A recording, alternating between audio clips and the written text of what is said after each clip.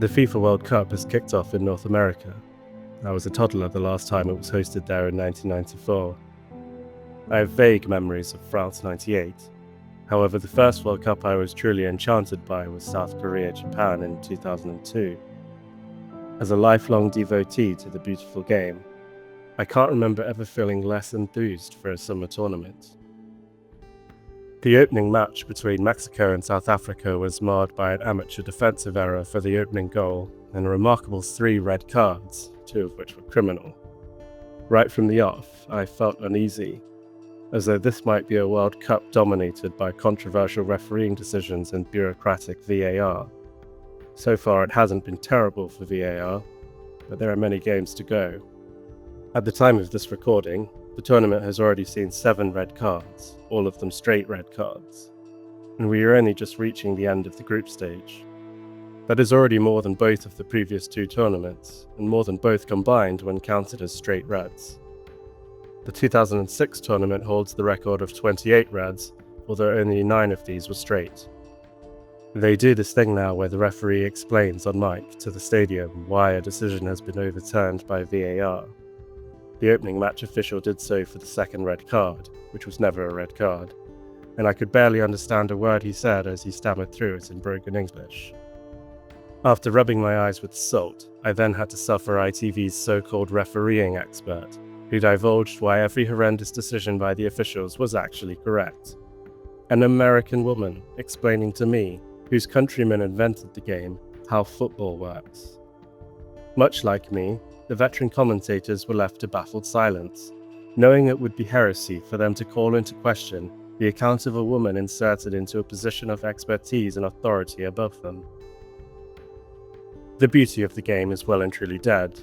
The last dregs of its soul have been squeezed out, and all that remains is a mangled pulp of officiating procedure. A controversial feature of this tournament has been the mid-half hydration breaks. They might seem innocuous, but we're now seeing the momentum of games turn in the minutes of play after each break. Why do they do this? On the surface, we're told it's to accommodate for the summer temperatures. Like we're supposed to believe these super athletes can't get through 45 minutes in a little bit of heat. No doubt some jumped-up sports scientist has produced an AI spreadsheet demonstrating the minuscule percentage performance gains from, checks notes, hydrating during sports. It's weak, pathetic, and procedural. It wasn't that long ago that some of the best players could dominate the pitch for 90 minutes on a hangover, or so I'm told. A friend of mine who attended the England-Croatia match informed me that the covered stadium was air-conditioned, and that during the hydration breaks, commercial advertisements were played on the monstrous, 4-sided screens hanging from the center of the ceiling. Being familiar with American broadcasts of NFL, I realized that this must be what was happening for the World Cup as well. The hydration breaks are an excuse, and I suspect the sole purpose for them is for American broadcasters to cut to a commercial break in the middle of a match which otherwise wouldn't stop for long enough. It's likely this was agreed as part of the proposal for a North American tournament in the first place. All FIFA had to do was concoct an excuse to make mid-half breaks a guarantee. The BBC claims advertisement revenues across the tournament will be worth $250 million to American broadcaster Fox Sports. Estimates for the global pot are in the range of $1 billion. I have no doubt the FIFA crime bosses are taking their cut of the commercial revenue as well, though they deny it. There is no soul in football anymore. Professional players at the top of the game live insanely micromanaged lives. Every minute of their daily schedule, every calorie they consume or burn is managed by the inflated sports science industry. They are media trained out of all personality, and have teams of assistants carefully curating their social media presence. We may as well be watching robots play football, because it would be just as dull. Loyalty has gone from the game. Passion has worn thin. Players are now brands, marketable properties which exist in an ether far outside the realms of their actual job.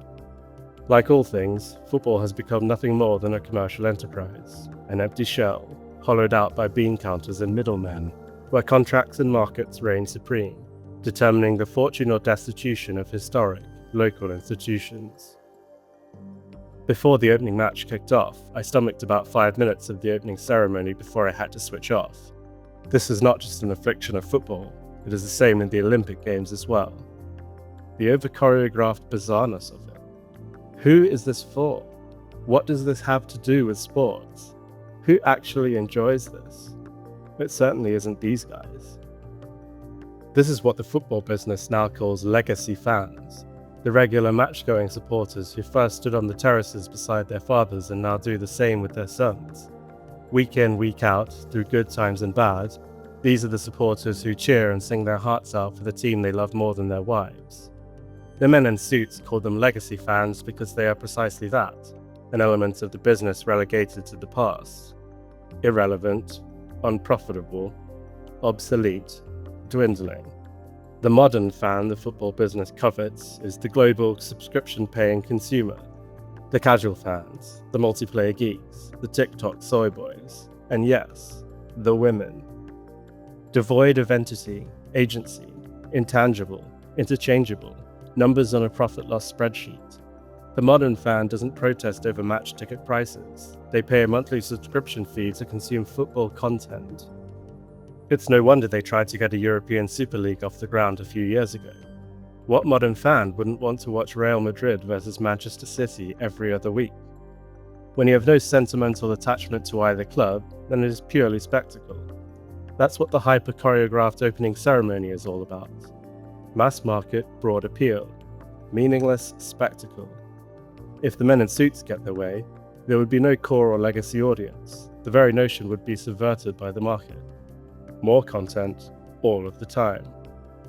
For the first time, we must also be subjected to the horror of a Super Bowl-style halftime show during the final, headlined by every man's favorite artists, Madonna, Shakira, and BTS. I am yet again left wondering, who is this for? What does this have to do with football? The 2026 tournament has been expanded to 48 nations. That means more games, more television airtime, more advertising space, and bigger commercial contracts. A broader selection of participating nations does not make for a more competitive tournament, however. To be sure, there will be surprises and the odd upset in the early group matches. This is always the way in football. But that will not change the balance of the latter stages of the tournament. The likes of Uzbekistan, Iraq, and Haiti have not arrived with any ambition of actually competing for the trophy. And lowly Curacao, ranked 82nd in the FIFA World Rankings at the time of recording, provided little more than training practice for heavyweights Germany. With all due respect, these nations have no business being at a World Cup other than precisely that, business. The expanded tournament also logistically means an increase to the tournament duration, by a full week compared to the typical 32-nation format. There are 40 extra games to fit in, including the entirely new round of 32 after the group stage. The casual modern fan might think, fantastic, more World Cup content. The so-called legacy fan understands what this really means, a compressed domestic off-season. Players already play too many games in the domestic season, and an expanded tournament means that for those who go all the way to the final, they will not have time for a proper pre-season before another 50-plus game season kicks off again. Even for super athletes, the physical demands are intolerable. The risk of serious long-term injury becomes higher. Fatigue sets in earlier in the season. Club squads become stretched to the limit. The solution? You guessed it. Bigger squads, more transfers, bigger transfer fees, bigger contracts, higher market value, growth, endless exponential growth. More games means the doom loop feeds itself. The consequence, of course, is that none of this has anything to do with serving the quality of the actual football on display. The domestic European seasons had barely finished before the international camps were underway. Like clockwork, the news cycle winds up again. Social media ramps up. Player interviews, squad selection analysis, speculation, fan reaction, engagement, hook it to your veins. It won't be long after the last beer is vomited up after the final that the domestic season will be underway again. In the meantime, we have the off-season transfer window. More gossip, more rumors, more reaction, more podcasts, more YouTube videos. The cycle is non-stop, and is designed to serve precisely the modern fan market that the football industry covets. Always online, returning again and again to the trough of the daily slop feed. I say all this, and yet here I am creating yet more content for you to consume. shamelessly plugging my social media handle with gaudy flashing colours, begging you to follow me. I hope that this video essay has provided something more and given more pause for thought than the typical serving. As a first-time poster on YouTube, I'm reliably informed that I must post new videos every day to grow and engage my audience. I assure you, I will be doing no such thing. I will return if and only when another topic interests me enough to write about it. In the meantime, it would be disingenuous and hypocritical of me to implore you not to watch the World Cup. I certainly will, for I am a lifelong addict. My only plea is that you do not engage. Don't post about it on social media. Unsubscribe from all the surrounding trappings. I promise you, your life will be better for it. The soulless state of the beautiful game is the way it is simply because we failed to restrain ourselves. We allowed commercial interests to take over the sport because it was convenient and appealing in the small dose we started out with. I'm not suggesting the average supporter could have done anything to prevent this. It was, in some respects, inevitable. But we certainly let it get away from us by greedily lapping up more. Like any drug, like any addiction, the only thing feeding the beast is you. Do not despair, the solution is in your hands. Watch only the matches you're actually interested in and nothing more. Then switch off. Disconnect. It's summer, go outside. Touch the grass. Kick a ball with your kids.